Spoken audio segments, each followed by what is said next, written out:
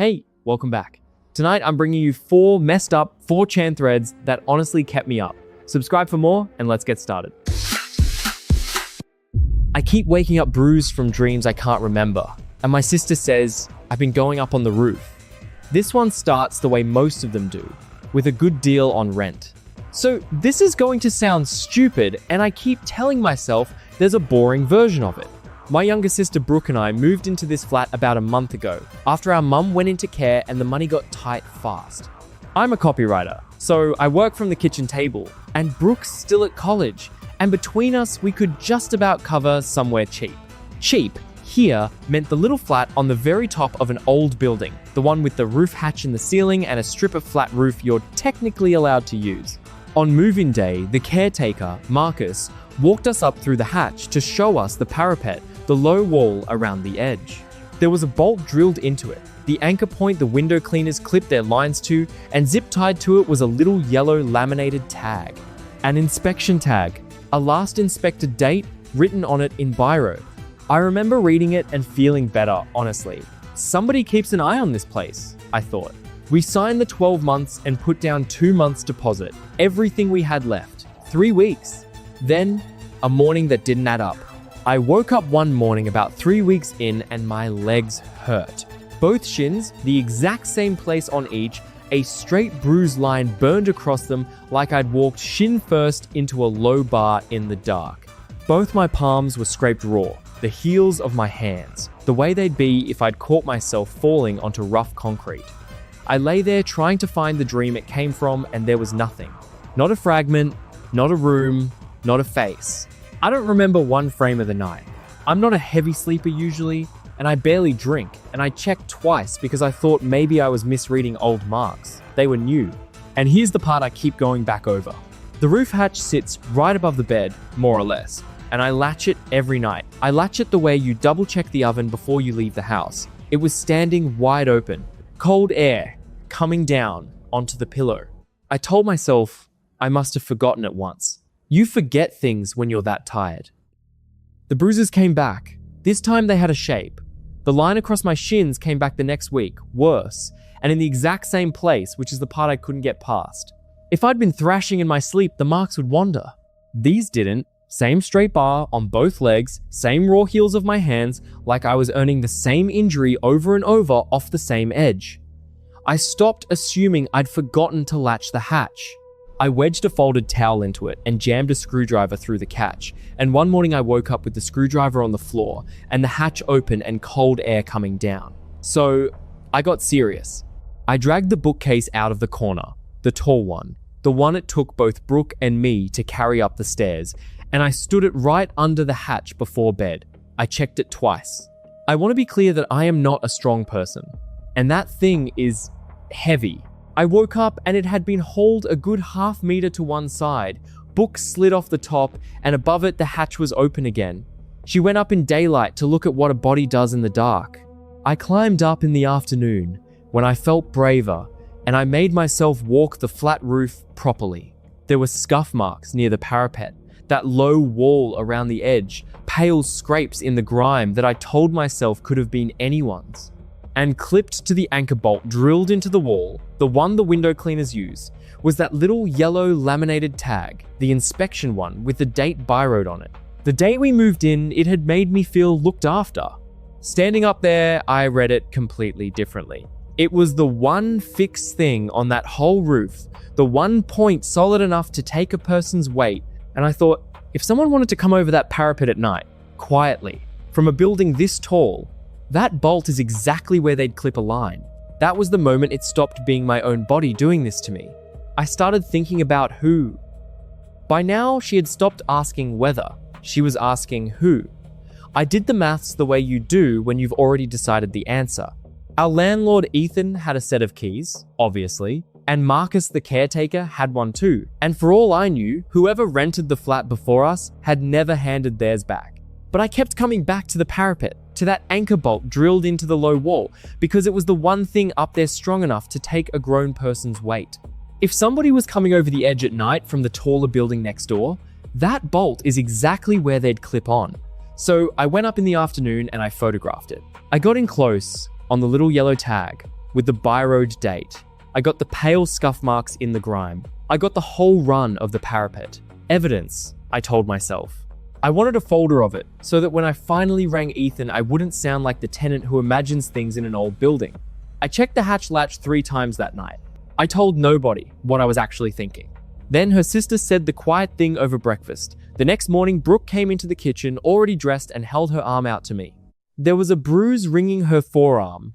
A full band of it, almost finger marks, the kind you'd get if someone had grabbed you hard and held on. She looked at me and she said, "Very flat. You were up on the roof again." I want to be honest about what I did next, because it's the part I keep replaying. I told her she dreamt it. I told her to stop trying to scare me, that I had enough going on without her adding to it, and I went back to scrolling my photos of the bolt. She didn't argue. She just went quieter.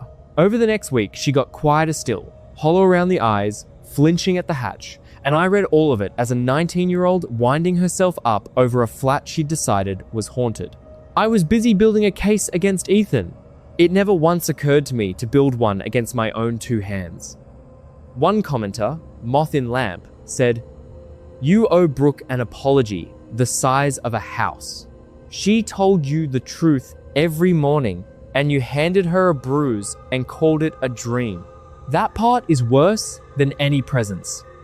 A top comment reads, "The detail that got me is the hatch being barricaded and still open in the morning. Your sleeping body moved a bookcase. That's not a stalker, a non. That's your own hands doing something your brain won't show you." 2 days passed. Then a new post landed under the same name. The lab result on the anchor tag and where Brooke is staying now. A few of you told me to stop barricading the hatch and just point a camera at it, so I finally did. I propped my phone on the shelf by the bed, lens up, and left it recording the whole night. I did it to catch whoever's been clipping onto that bolt, because that was still the story in my head.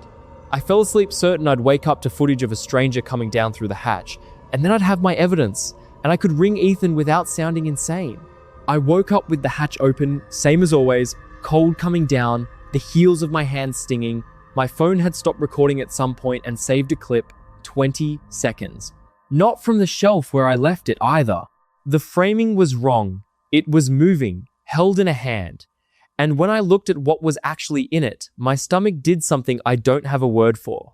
Bare feet on the concrete lip of the parapet, that low wall around the edge, and the little yellow tag, the inspection one, swinging in and out of the frame on its zip tie, close, like the phone was right up against it. Filmed just gone, 4 a.m. I have watched the first 2 seconds, maybe 30 times. I have not made myself play the rest yet. I keep telling myself someone handed my phone back, that this doesn't prove what it looks like. Editing because people keep asking about my sister. Brooke isn't here right now. She packed a bag the morning after the band of bruising on her arm came up worse than before, and she went to stay near our mum on a friend's sofa in that town. And she told me she isn't coming back to sleep under this roof. I didn't fight her on it. I've spent weeks insisting the danger is somebody coming in from outside, and my own sister took one look at me and decided the safest thing she could do was not be in the same rooms as me at night. I keep reading that back to myself. She's 19, and she worked it out long before I ever set that phone up, and I called her a liar over breakfast for it, and told her to stop trying to scare me. So it's just me and the 20 seconds now. I still haven't watched past the feet. The rest of the clip was still sitting there, waiting for her to press play. She sat down on the kitchen floor and finally pressed play. So I watched the rest. All 20 seconds, with the kitchen door shut. It's me. My own bare feet on the concrete lip of the parapet. My own hand holding the phone out over the drop. The yellow tag swinging into frame on its zip tie right next to my ankle. There is no one else up there. There was never anyone up there. And then a smaller figure comes into the edge of the shot, in pajamas, and it's Brooke. And she has both hands locked around my forearm, leaning her whole weight back, dragging me off the coping while I fight her. That is the bruise. The band around her arm, the finger marks I swore to her she dreamt, that was me gripping back at her every night while she hauled me down. She'd been coming up after me for weeks, and she never told me how close it got, because I'd already decided she was making it up to scare me. There was one thing left to check: the date on the tag. The next morning, I cut it off the bolt and took it down to Marcus, and he went a color I have not seen on a person. The date byroad on that tag is the night the woman who had this flat before us went off the parapet, off that exact spot. There was never any inspection. Ethan had the tags forged, so nobody would pull the anchor and test it, because the anchor is the thing that failed her. The council took the bolt out. It's sheared under a fraction of the load it's rated for, and they've reopened her death as negligence, and Ethan has been charged over falsified certificates across the whole building. The tag that made me feel looked after on move-in day was a marker for where a woman died, and my sleeping self walked to it every single night. Brooke is at our mum's now. She won't sleep under this roof again, and I can't ask her to. Moth in Lamp commented. So the liar was the one thing standing between you and that drop, and you thanked her with a bruise and a lecture. Get to mum's. Say it to her face, not to us. In the comments, someone wrote, if Ethan forged the certs building wide, there are other people clipping into deadbolts right now thinking they're safe. A top comment reads, that's the part nobody's saying out loud. She got her answer by almost becoming the second name on that same tag. The place only gets fixed because it nearly took another one. Keep the light on for the next one. It starts with a phone that kept ringing long after the person calling was gone. My family liked the version of me that came home while I was away better than the real one. I am 29 and I am a photographer, mostly weddings, which means I am out of the house most weekends and I come home late on Sunday, usually well after 11 at night. I share the place with my younger sister Jessica and two housemates, Rachel and Caleb. It is a normal shared house. There is a whiteboard by the door that nobody updates, a kettle that takes a full year to boil, and a fridge door covered in the usual clutter, including a chipped Alton Towers magnet that Jessica has had since she was a teenager.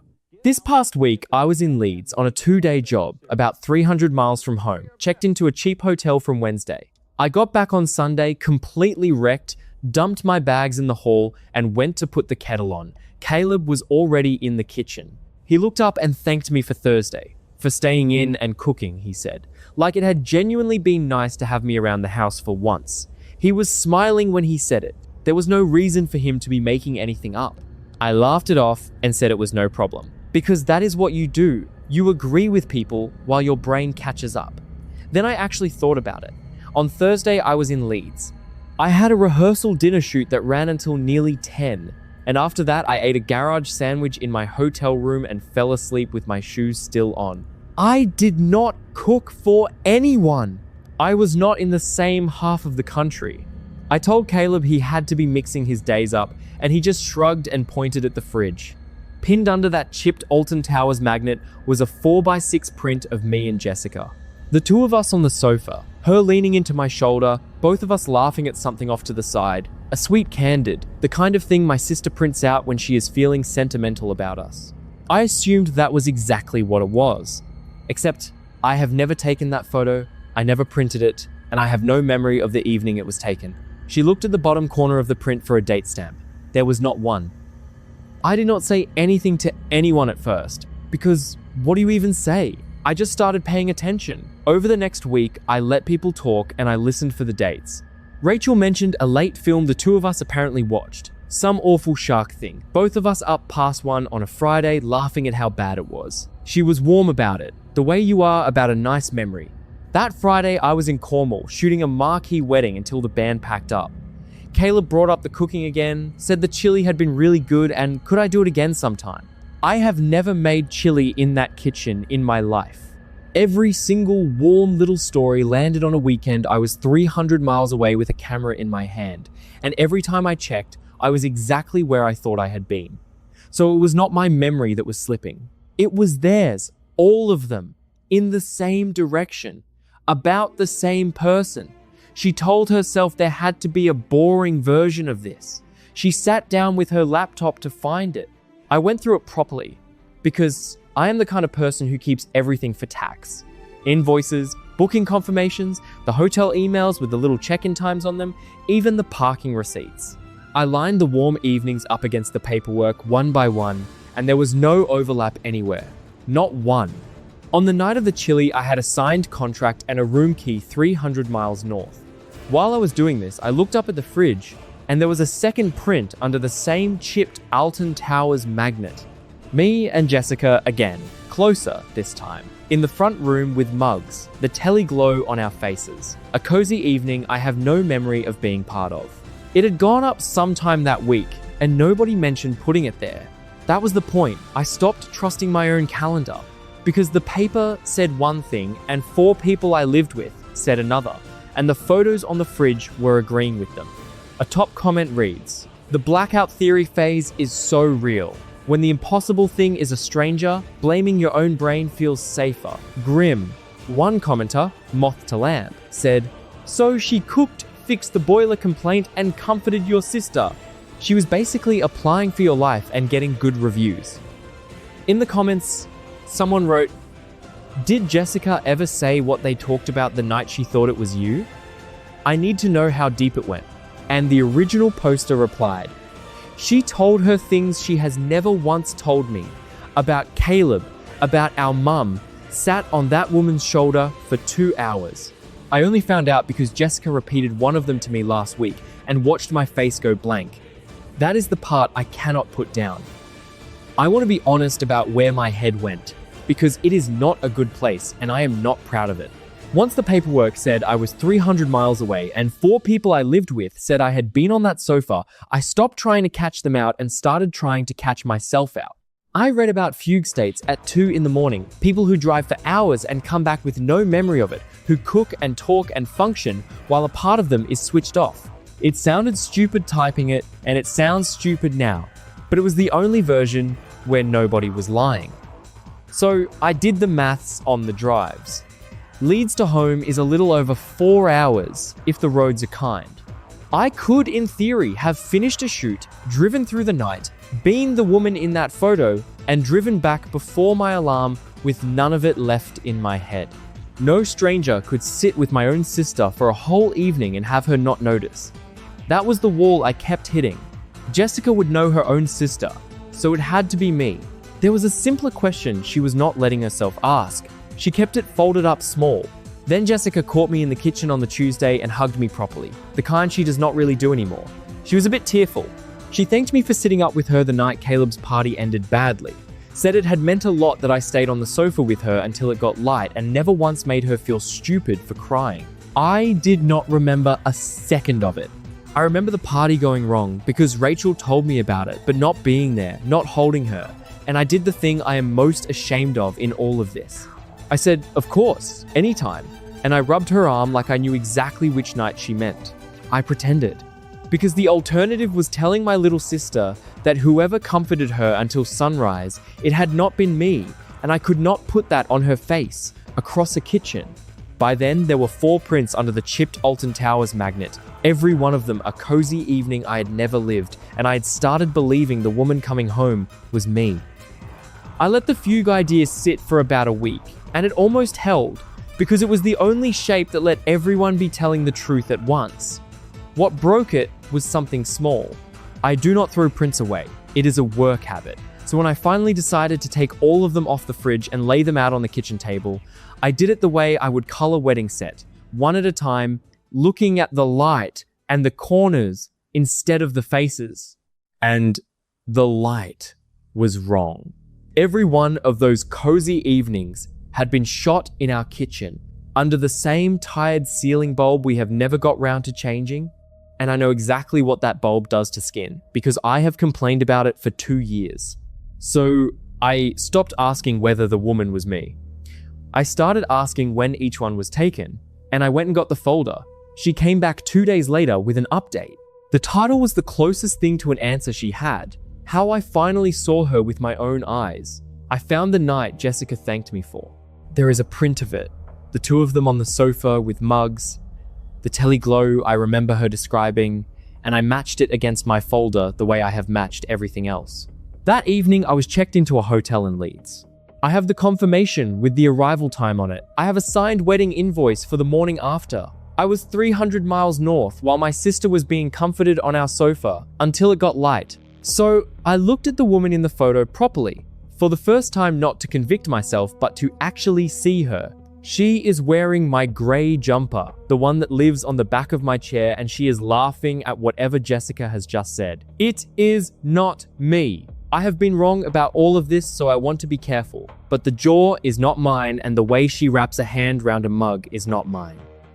There are two of us in that kitchen on nights I was never in the county. I am the one who is missing from them. The fugue thing is dead. I was not coming home while I slept. Someone else was. I told the house I had a Saturday wedding, said my goodnights, and then I did not leave. I moved my car 2 streets over, came back through the side gate, and sat in the dark front room with my coat still on.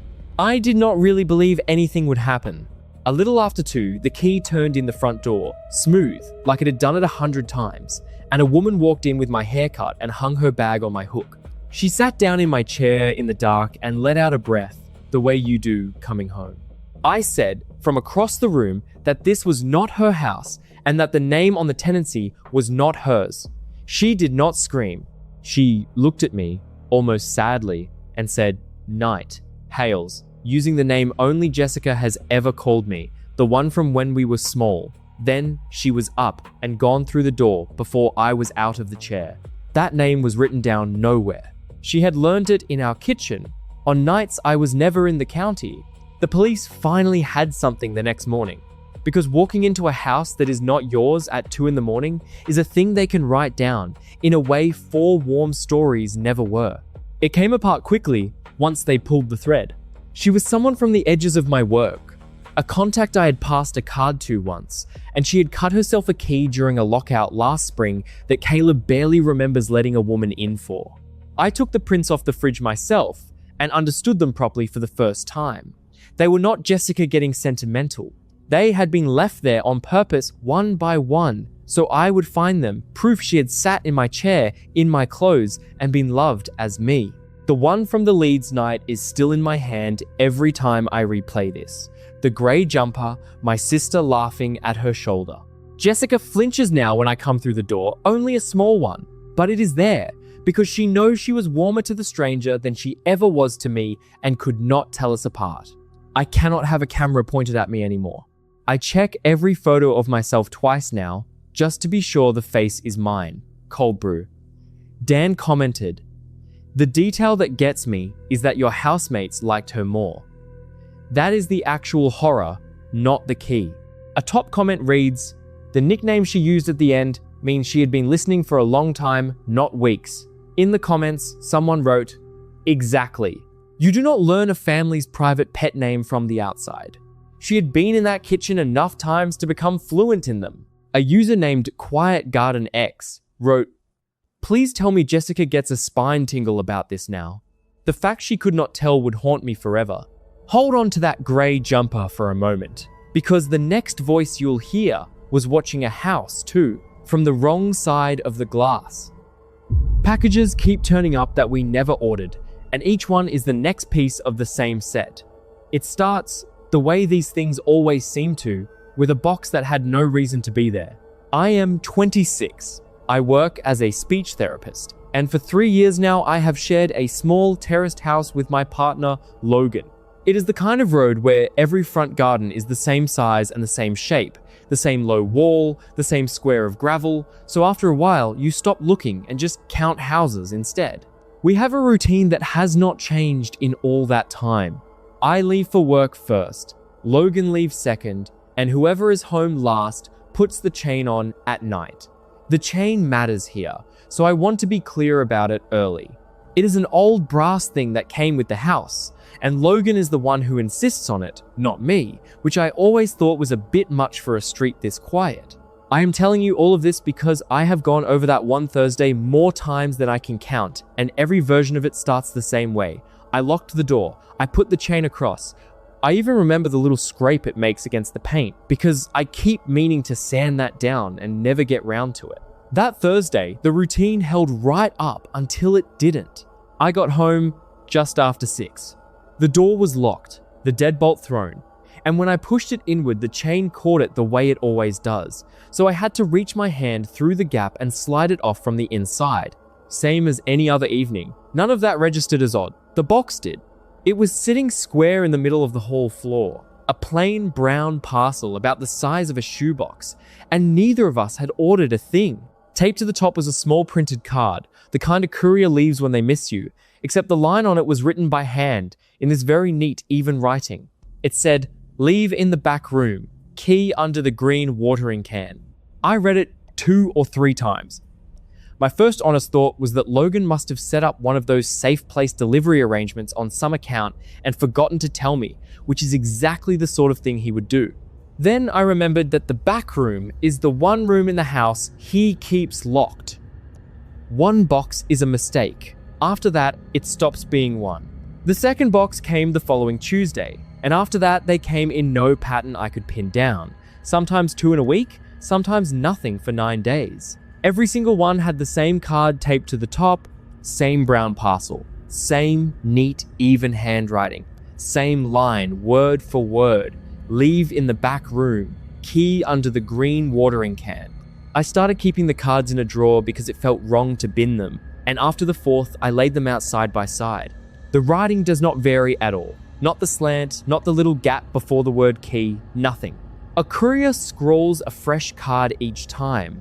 This was one hand, printed once, or copied so carefully it might as well have been. I told myself the boring version first, the way I always do. It was leftover instructions from whoever rented the place before us, saved on some account and auto-filled by the delivery firm whenever our address came up. I actually believed that for about a week. A boring answer only helps until it is put to the test. So I tested it. I sat down one evening and worked through what had actually turned up. A cot, then a thin cot mattress, then a mobile, the kind that hangs and turns, a chest of drawers in 3 flat boxes, a folded changing mat. It was not random at all. Every item belonged to one nursery range, one brand, one color, a sort of soft sage green, and I found the whole set online in about 10 minutes. With the page open, I could see what was left to come and roughly what order it tended to ship in, right down to the last piece that would finish the room. That was the evening the boring version died, and a worse one took its place. Somebody had chosen a complete set for a baby, was paying for it piece by piece, and was having it delivered through a locked door with the chain on it, into the one room Logan keeps shut, signing off each time with a line only someone who had stood in our hall could have written. I showed Logan the drawer of cards. He barely looked up. "A courier mix-up," he said, "some account with our postcode saved wrong," and went back to his phone. After that evening, I did the things a person does when they have decided someone can reach them. I checked the back door twice before bed, then got up and checked it again. I stood at the front window in the dark, watching the road, counting houses out of habit, waiting for a van that never came while I was looking. I started dreading the doorbell in a way I am a little embarrassed to write down. Every time it went, I felt it in my stomach before I heard it. Logan slept through all of it. He kept saying I was working myself up over a courier who could not read a postcode, and there were mornings I almost believed him because the alternative was a stranger who knew our hall well enough to write instructions about a watering can in our own back garden. The mind reaches for the nearest stranger. Sometimes it reaches straight past the right face. Aaron has been our regular driver for the best part of a year, so when he handed me the next parcel, I asked him straight out who kept ordering all this. He shrugged, friendly enough, and said the lady usually signs for these, Amber, most Tuesdays, and that he had assumed she was family. I said the name back to him like I had only half heard it, which was a lie, because Amber is Logan's oldest friend. I did not say anything else. I carried the box in and set it with the others, by the locked door. And standing there, I remembered something so ordinary, I had never once questioned it. Months ago, not long after we shifted everything around, Logan told me the small back bedroom had to stay locked because it was full of his late father's boxes, and he could not face sorting them yet. I had said take your time, I had meant it. I stood in the hall holding a nursery mobile, and nothing added up, and everything stayed exactly where it was. A top comment reads, "Everyone here saying stalker. A stalker cannot get a key added to a courier account for your address. Someone who lives there can." Palewife commented, "My ex kept a room locked for his father's things too. There were no father's things. There was never a father who owned things." Brian and Ash chimed in. "You do not lock grief away from the person you love. You lock away the thing you have decided they do not get a vote in the comments. Someone wrote, The handwriting being the same every single time bothers me more than if it was scrawled. That is a person who has done this calmly, many times.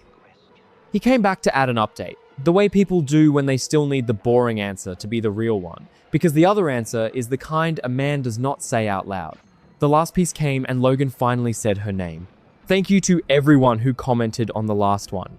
Most of you said the same thing and I have not managed to unread it. The set is nearly finished now. Looking at the range online, I knew there was one piece left. A small lamp, the same soft sage green as the rest. This Tuesday it came.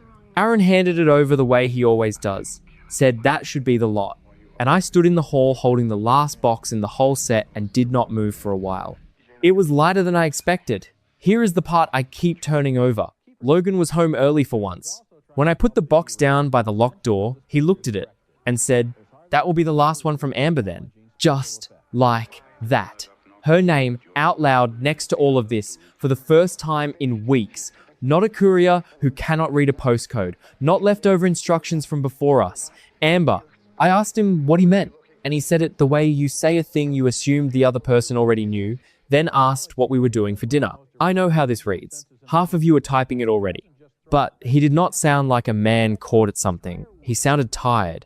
And the version I can live with is that Amber ordered a gift and used our address because she is round here more than her own place. That has to be it. I am leaving the last box with the others and letting him tell me properly in his own time. A saved postcode does not have a name, and a courier who cannot read one does not either.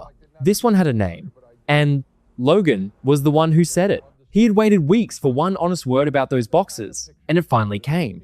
He heard it, set it down beside them, and asked what was for dinner. He had been told for months what was behind that door.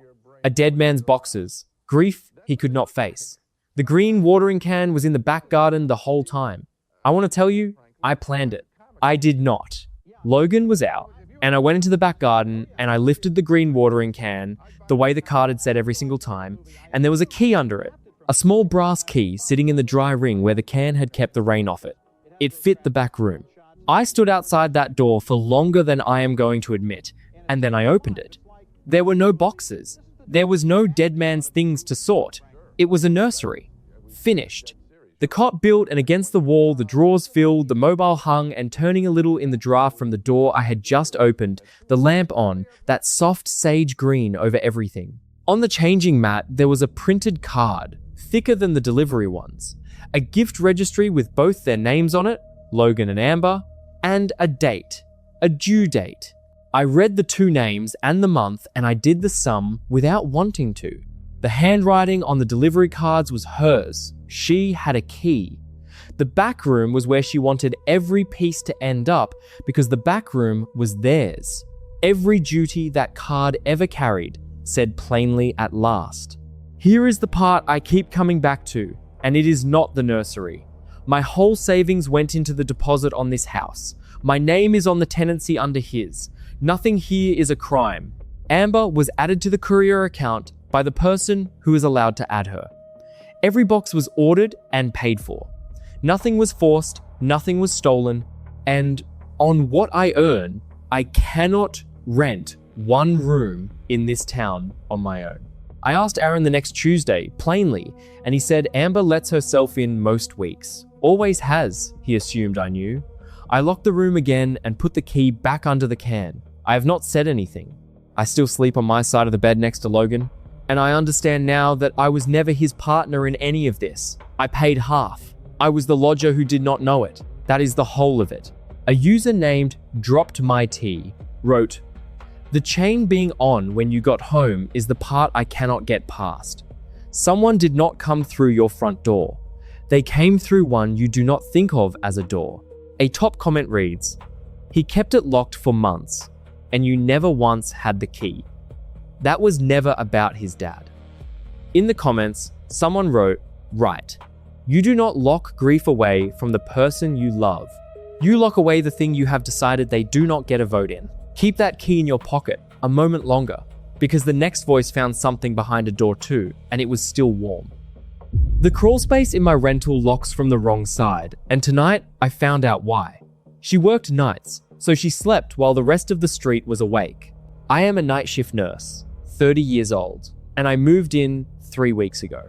It is half of an old semi-detached, the kind that shares a wall with the house next door, and the rent is low enough that I can finally put something real toward my student debt on one paycheck. I signed a 2-year lease without blinking.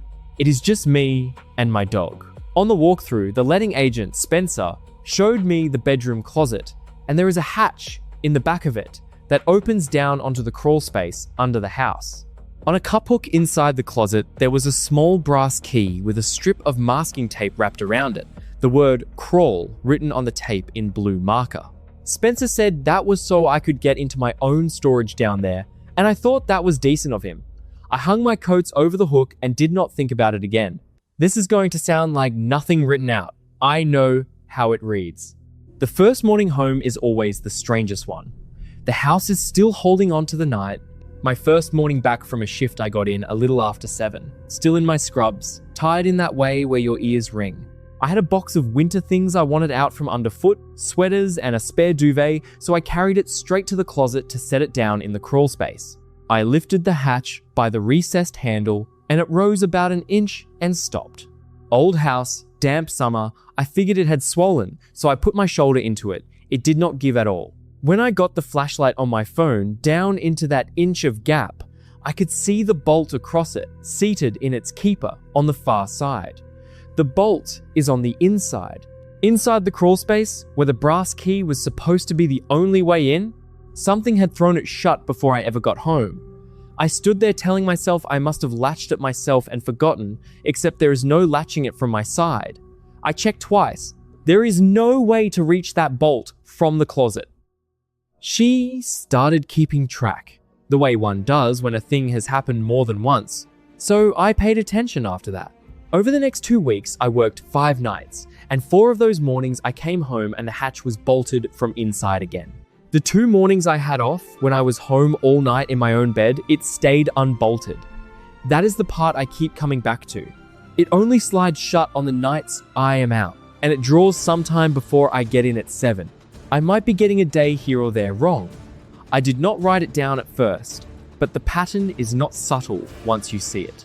And I kept thinking about the walkthrough, because on the walkthrough, Spencer waved a hand at that hatch and said the last tenant, a woman named Olivia, moved out in kind of a hurry and left some junk down there he had been meaning to clear out. He said it like an apology for the mess. I did not think about it once until now. Now it is most of what I think about. There was still the key, the one thing that was supposed to be hers. The brass key on the cup hook, the one with crawl written on the tape, I finally took it down and tried to make it do something.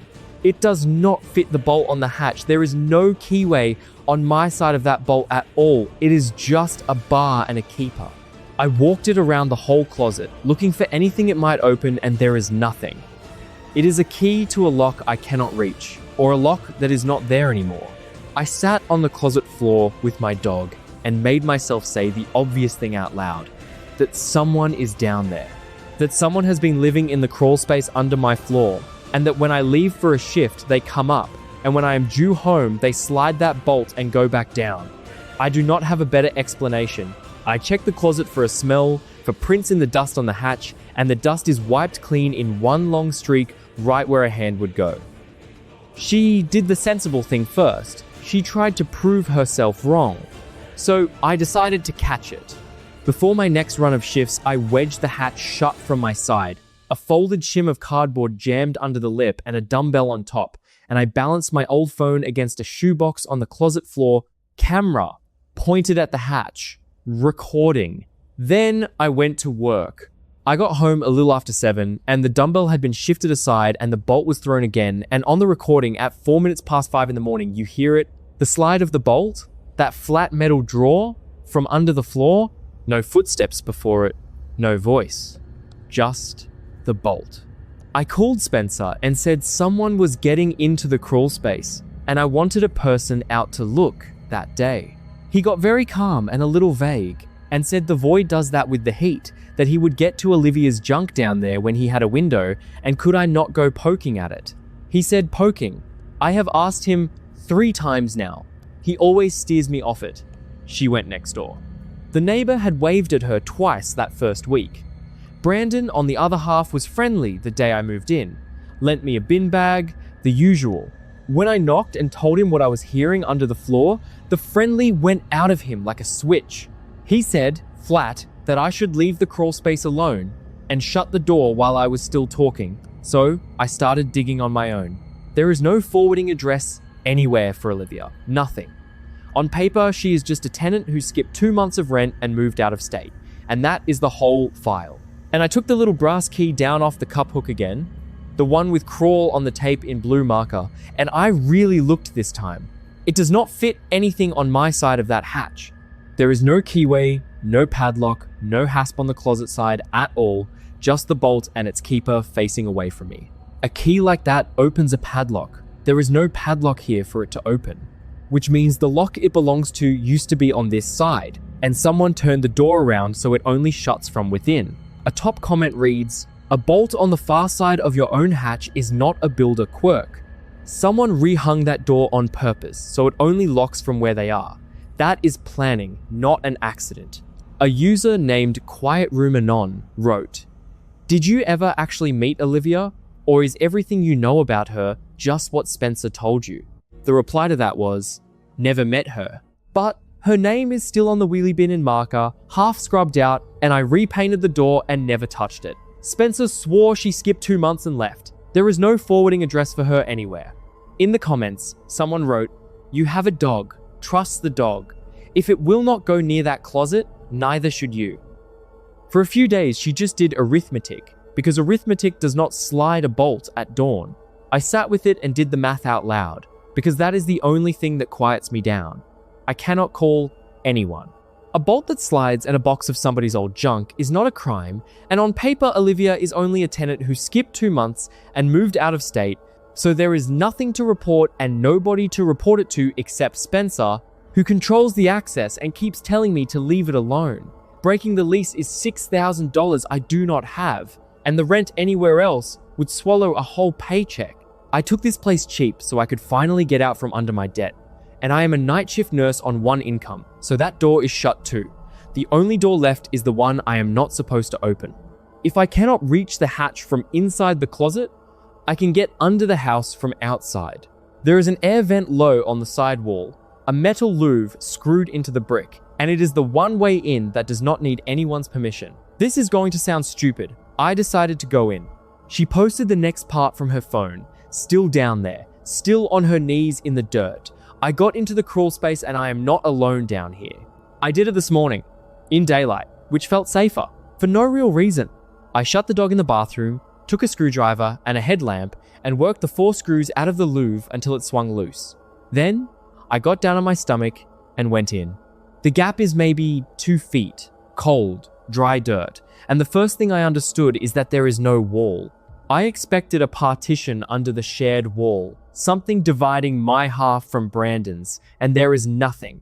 The crawl space is one long room running clean under both houses, unbroken, and my hatch is only one of 2 down here. From underneath, I could see the bolt on mine, seated in its keeper, exactly where my key was never going to reach it. I got maybe 15 feet in, toward the middle, where the light from the vent gives out. That is where I stopped, because down at the far end, past the last beam, something shifted when my headlamp swung across it, and it was not the dog, and it was not the pipe settling. I am under my own floor right now, and I am not the only thing that is. She went toward the thing that had moved, because she had already come that far. It was not a person. It was a plastic storage tote, the big kind, with a clip lid, and around it were more of them, stacked and taped, labeled in the same blue marker. Not junk. Everything someone owned, still boxed.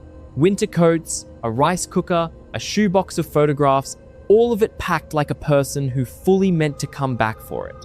On top of the nearest tote, there was a cheap spiral notebook, and I sat down in the dirt and opened it. It was Olivia's, page after page, dated. She had logged the exact thing I have been living. The bolt slid at 4:10. Bolt again, could not sleep. Ask Spencer, he says leave it.